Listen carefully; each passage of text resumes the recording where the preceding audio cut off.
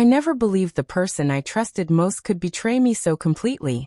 After 8 years of marriage, I thought the life we had built, the promises we had made, and the bond we shared were unshakable.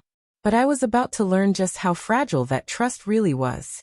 The truth came in the most humiliating and undeniable way, through her closest friend. It started on an ordinary Saturday when Lisa stopped by. I had just finished a long, exhausting week at work, and was looking forward to a quiet night at home. My wife and Lisa were in the kitchen, laughing at something I didn't catch. I opened the fridge for a drink, ready to leave them to their conversation, until a single line froze me in place. Lisa, unaware I was listening, said something like, "I can't believe you're still hiding this from him. How long do you plan to keep sneaking around?" At first, I thought I'd misheard, but she repeated it, this time warning my wife that once I found out, there would be no turning back. The words hit me like a punch. The woman I loved had been deceiving me, and I hadn't seen it.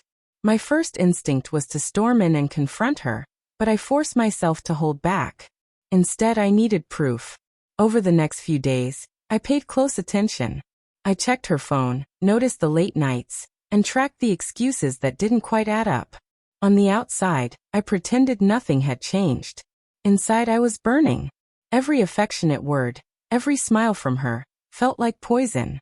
And the more I uncovered, the more I realized how bold and calculated her betrayal truly was.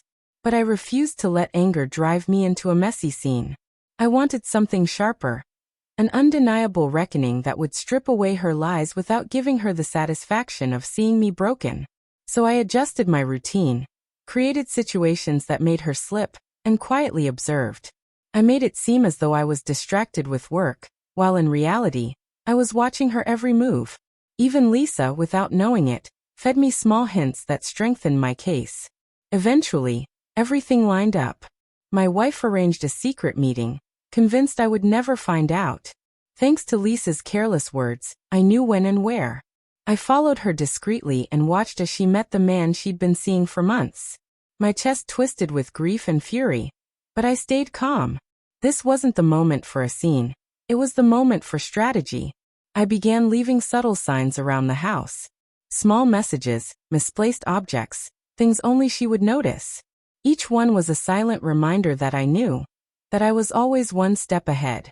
Every day, another piece fell into place, tightening the noose of her own deception. The turning point came when I invited Lisa over for coffee. Casually, I steered the conversation until it was clear to her that I had figured everything out. The shock on her face confirmed it. Fear, guilt, and the sudden realization that she had accidentally betrayed her friend. It was all written there. Finally, I confronted my wife. Not with shouting, not with tears, but with icy precision. I laid out every fact, every detail, one after another. She tried to speak, but her excuses crumbled as the evidence drowned her words. I didn't yell, I didn't beg. I simply told her it was over, and that she would have to live with the weight of her choices. In the weeks that followed, friends and family reacted with disbelief. Many wanted to know how I had discovered the truth. I never mentioned Lisa's role. Instead, I only said that lies never stay hidden forever. Watching her finally face the consequences, without escape, without manipulation, was the closest thing to justice I could find. It wasn't explosive revenge. It was something quieter, sharper, and far more lasting. Afterward, I turned inward.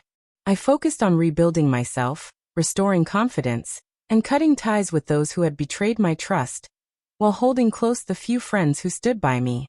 The pain didn't vanish, but the knowledge that I chose patience and dignity over rage made it bearable. That single careless slip from a friend changed everything. One moment, I believed my life was secure. The next, I was unraveling a web of deceit. Yet through it all, I learned something about my own strength. If there's one lesson I want others to take from my experience, it's this. Betrayal cuts deep, but your response defines the aftermath. You don't always need fury to answer pain. Sometimes a calm, deliberate strategy leaves the deepest scar. My wife will never forget the day her secrets collapsed around her. All because of a careless confession, a patient investigation, and a husband who refused to remain a victim.